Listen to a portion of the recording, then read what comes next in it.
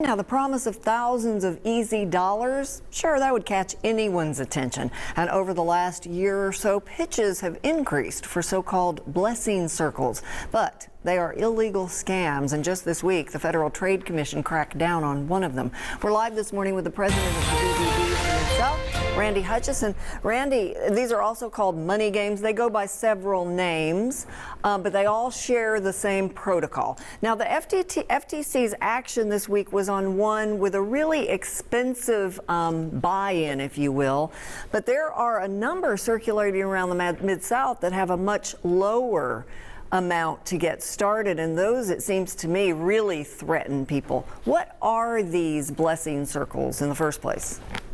It's sort of a version of two things. The old chain letter scam, where you get a notification, why don't you participate, and then recruit others, forward this offer on, which ends up being a pyramid scheme. The case you're talking about actually is not only the FTC, but the attorney generals in Arkansas and Texas, where the outfit is located, landed on them. There are a bunch of other names, as you said. This one was actually called Blessing Loom BINT, which stood for Blessings in No Time. But the key is that people have to recruit other investors to keep the money coming in, and eventually, supposedly, you will get blessed out. You'll get your money. Of course, you don't. Right. And the difference between this and other entities that require recruiting others or selling to others is there's no product. You literally just give your money and then you wait your turn as you recruit others, correct? That is by definition what a pyramid scheme is, that there's really no real product or not much of a product or investment. It collapses when the supply of new recruits, new money stops coming in. Almost all participants lose their investment. This particular one, as you mentioned, there's some are low dollar, but this was not. This was an outfit, again in Texas, BINT, that took in tens of millions of dollars from thousands of consumers, and it in particular targeted African Americans. The minimum investment was $1,400, and some people invested as much as $63,000. And again, I use the term investment. This is not really an investment. Right. You could buy a spot, I guess you put it. I've had a number of friends approach me with ones where you could buy a spot for as little as $50. And when I even talked to one about them, because having been a consumer reporter, I've worked with you for years, I knew this was a pyramid scheme, so I wanted to help that person who has a pretty wide circle of influence understand what that is. But they always bring up testimonials of real people who have made XYZ, because there's always somebody who makes some money. What do you say to people to try to help them understand this is a losing proposition?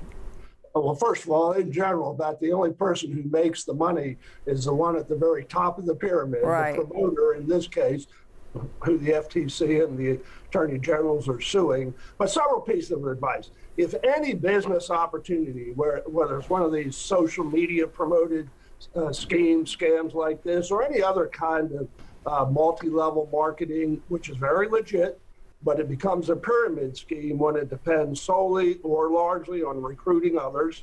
Be skeptical of any investment opportunity guaranteeing high returns. People were told here that whatever money you put in, you'll get back 8 times, 800% return. Don't assume an opportunity is legit simply because a friend tells you that they've participated and it's a good idea. On social media these days, unfortunately, even the friend could be an imposter.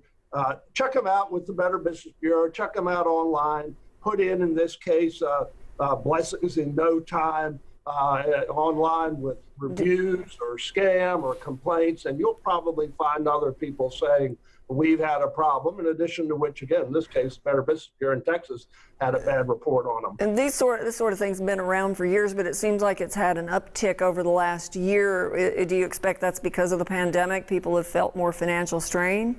Yes, in particular, the FTC, in bringing the action against BINT, said that they were trying to take advantage of it. And again, they were targeting, in particular, African Americans, but said they're trying to take advantage of folks who are struggling during the pandemic. And these things are sometimes promoted as a way to help the community, help your community, help people, not only yourself, but other folks save money, get money for surgeries and that sort of thing. Right. But they will continue to be around, even as, knock on wood, we hope the pandemic starts to become less of a problem. They'll find some other reason to promote these things. Any recourse for anyone out there who maybe has joined one, spent a little bit of money, lost it?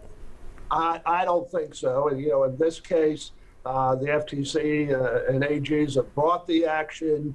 Those things take years to wind through the courts. And in general, as in almost all these scams, by the time they go to try to recoup some money, it's been spent on big houses and big cars and, fancy vacations and everything else. And there's generally very little left to recoup for victims. So the best approach is just not to get involved in the first place. Thank you so much, Randy. Appreciate your work and appreciate your time.